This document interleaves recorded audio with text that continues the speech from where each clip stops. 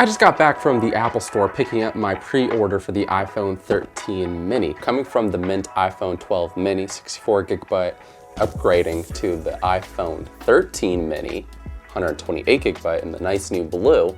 I'll be giving you my first impressions, my experience using it so far, as well as kind of the thought process behind upgrading from this to this, and if there's anything too significant, to help you decide if you're coming from either the 12 mini or maybe the 11 or some other phone, why the 13 mini is a good fit for me and maybe a good fit for you too. So if you're interested in all that, as well as stills and video comparisons, you'll want to stick around for this video. As someone who was previously an Android fanboy and actually was very much against the whole idea of iPhones, I thought they were overpriced. I didn't think they were very good. I think they've come a long way from those days.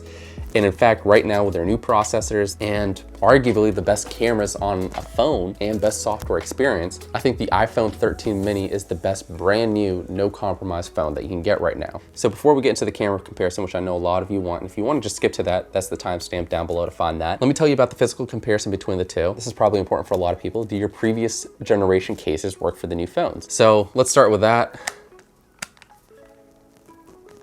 Yeah, it does. It might fit just a little bit tighter. Maybe it just feels a little bit more snug. Maybe I'm feeling a little bit of that thickness. Maybe that's just in my head. But the most important thing, does the case overlap the camera bump? It does not. So with the two phones in hand, are you really gonna notice the difference? Unless you're really looking for it, probably not really. Like I would assume if no one knew about the iPhone 13 being released and you swapped their phone, there's very little chance that they're gonna notice it right away.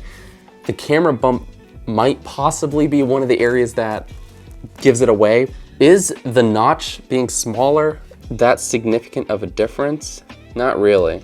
Well, I guess I'm noticing that it allows the icons to be a little bit larger. It looks like the speaker has been moved up to the top as well. In terms of performance, nothing I can really notice in terms of snappiness, in terms of how the apps open, in terms of just navigating, in terms of the actual physical look of them. I don't think anyone's really gonna notice the difference between this phone and even the Pro. Where you might start to notice the difference, I think, is in terms of multitasking and having several apps open and it being kept in RAM versus being closed out as frequently. That might be part of it. If you're someone who buys a phone strictly for a brand new experience and being wowed by it, this probably won't do that for you. If on the other hand, if you're somewhat like me, you always like to have the newest and latest technology, maybe you're also like me and you realize that iPhone or Apple directly is offering some of the best trade-in deals for previous gen iPhones, better than if you were to try to sell it on Facebook Marketplace or eBay. And I know for what I do, being able to have the latest phone in order to compare it to other phones and future reviews and do other comparisons and stuff like that, it was important for me to have this phone. Here's another thing that at least helped me justify the purchase. In terms of maybe any limitations with this phone, it's 64GB. So I had the 64GB model. It's nice that they're finally starting at 128GB. So I do have double the storage. I was actually running out of storage quite frequently on this phone, and it was mostly the apps. I have Google Photos and I have Google Drive, and I back up all my photos and videos as well as files to the cloud automatically, so that frees up space there. But when I'm working with Lightroom a lot, it has to be locally cached on the phone. My apps are relatively big. If I'm doing any kind of music production, that takes up space too. And then aside from the memory bump, the other thing that I was relatively excited for, and I won't really be able to get a good gauge on it today, but it's the battery bump too. This is supposedly supposed to last for an hour and a half longer than the 12 mini. The 12 mini definitely was a little bit weaker, and I was noticing some of the limitations of that coming from the iPhone 11. I felt like the iPhone 11 just lasted a little bit longer, and I didn't have to as frequently charge it up midday after heavy use. I would end the day with low battery life, but I could make it through the entire day. Cameras, for the most part, especially during the day, I don't think are performing that much differently. The ultra wide and the regular camera both have very similar performance under normal and good conditions. There might be slight color profile differences. Noticing, at least on the front camera, it's handling light flares a lot better. All right, so now for the video test, we're in 4K, 60 frames per second. We're gonna be seeing how much more stable the new one is versus the 12 mini. It's supposed to have that optical shift sensor in there, so let's see if that actually makes much of a difference or not.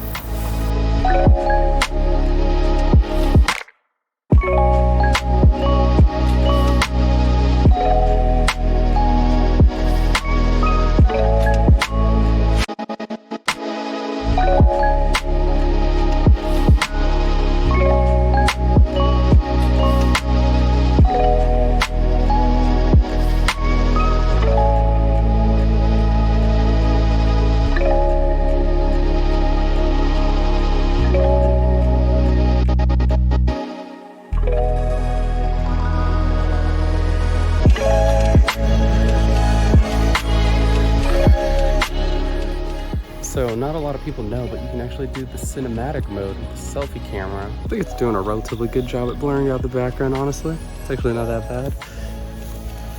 You know? Handling that well. I think that's kind of cool. So honestly, if you were to vlog, maybe this wouldn't be a bad way to do it. Be interesting to see how well it does in low light. I'll have to do a separate test for that. Cinematic mode is okay, but it's more of a gimmick. It could be fun, and I could see the potential in getting some cool results out of it, but in general, if I'm trying to get shots like that for the work that I'm trying to do and the places I want to publish it, I'm going to be using my A7S III with my variety of lenses and other tools to get those shots. So it's cool, and I could see the potential in it being helpful for content creators who want to make frequent content on the go. So we can try a quick vlogging test here too. And start filming. Again, you can see that sun flare behind me on the two, how they compare. Also listening to the audio quality between the two, holding them about the same distance away from me. If I was to turn and show something.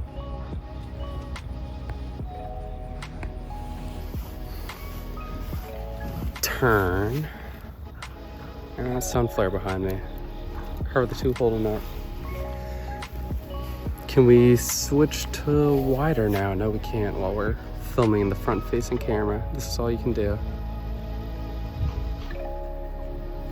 How's it handling the change in lighting?